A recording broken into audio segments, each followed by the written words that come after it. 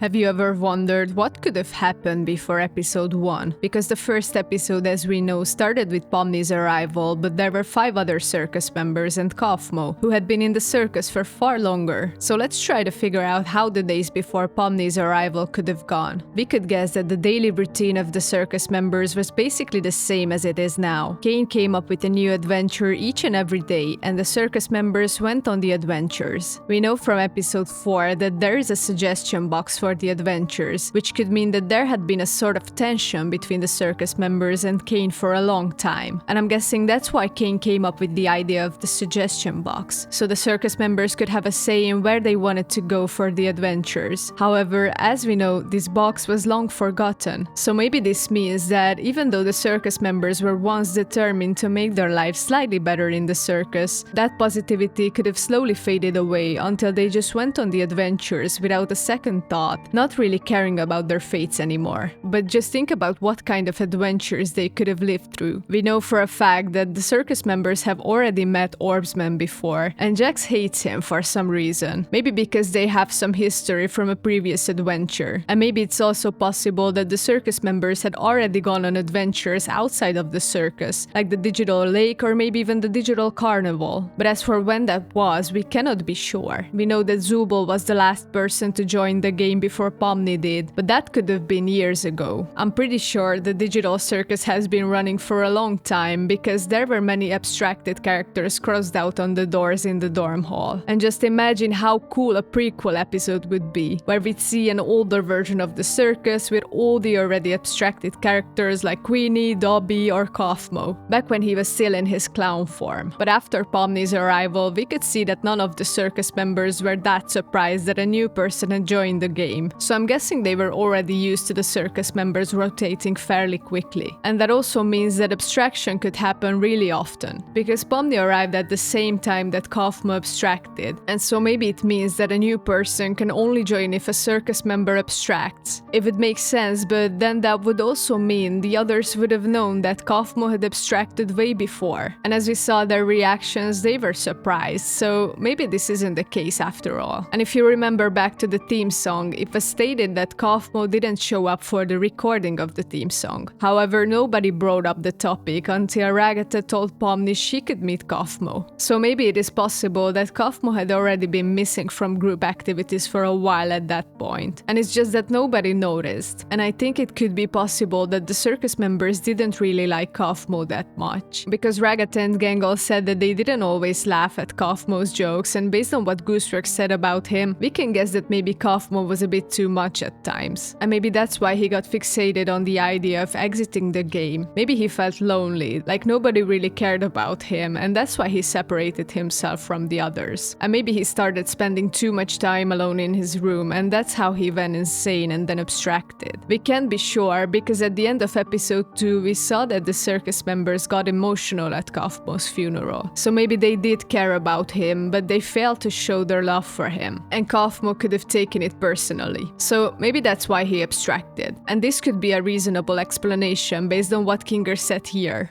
In this world, the worst thing you can do is make someone think they're not wanted or loved.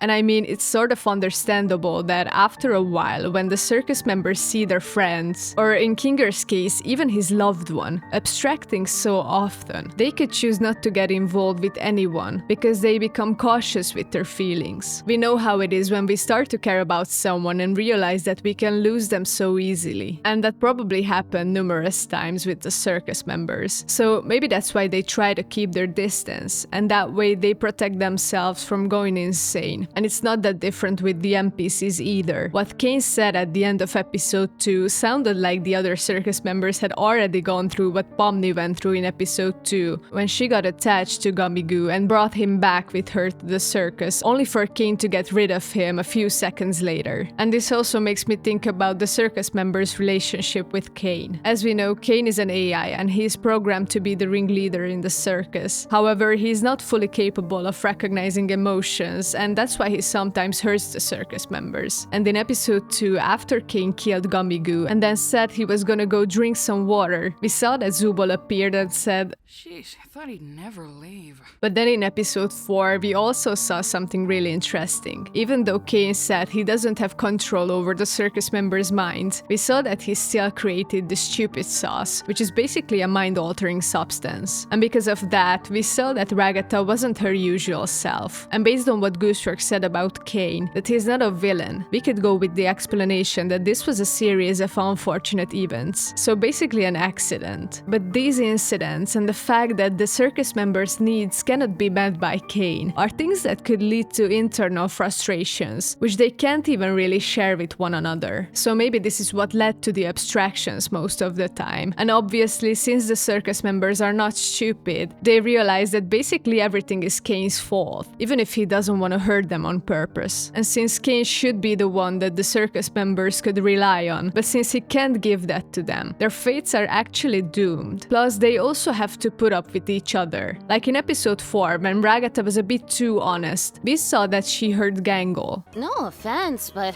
you're kind of annoying when you have your happy mask.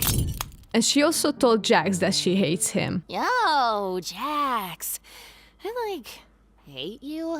But in episode 1, we also saw that Pomni hurt Ragatha by leaving her behind after Kofmo attacked her. And then there's also Jax, who is basically hated by everyone. Gooseworks literally said that nobody out of the current circus members likes Jax. So what I'm thinking is that Jax probably had been annoying the circus members ever since he spawned in. He said in episode 1 that he put centipedes in Ragatha's room to prank her, and that he also has the keys to all the circus members' rooms. So maybe he was pranking them before, or maybe he was spying on them. And he also had a weird comment in episode 2 when he told Gangle that he'd tell Gangle's secret to Ragatha, so maybe he found out about the figurine thing by entering Gangle's room with his spare key. But either way, next to Caine, the circus members also have to put up with each other, and instead of finding a healthy balance, where they can remain friends but also can share their struggles or personal hardships, they also hurt each other. But as for Pomni, her story before the circus could also be interesting. I'm thinking about the fact that Gooseworks said on Tumblr that Pomni is good at accounting. So I think it's possible that Pomni was working as an accountant before she joined the circus. But as for why she decided to join, or if it was even an autonomous choice at all, we don't know. The only thing she said after she spawned in was that she put on a weird headset, and the next thing she remembered was that she was in a digital world. So maybe it's possible that Pomni was working for CNA, the same company that most likely created Caine as well. And maybe it's also possible that all the circus members that joined the game were working at the same company, because Kinger did say in episode 3 that he studied computer science for 7 years, so it would make sense if he had something to do with the creation of the game. Many people believe that he tested the game but got trapped in it, and that is how the whole thing started. But the others probably joined the game because they wanted to. They put on the headset, maybe because they were hoping for something better than their current lives. But it makes me wonder if the circus members could have known for real what they were signing up for when they decided to put on the headset. But based on how Jack said that they all tried to pull the headset off their heads, we can guess that it wasn't really transparent, that they wouldn't be able to leave. So maybe it is also possible that everybody got lied to. We can't really be sure at this point, but we will see. Maybe we'll only get an explanation in the very last episode, but this is only a theory. But let me know how you think the circus was before Pomni joined down in the comments. Thanks for watching, don't forget to subscribe, and I'll see you in the next video.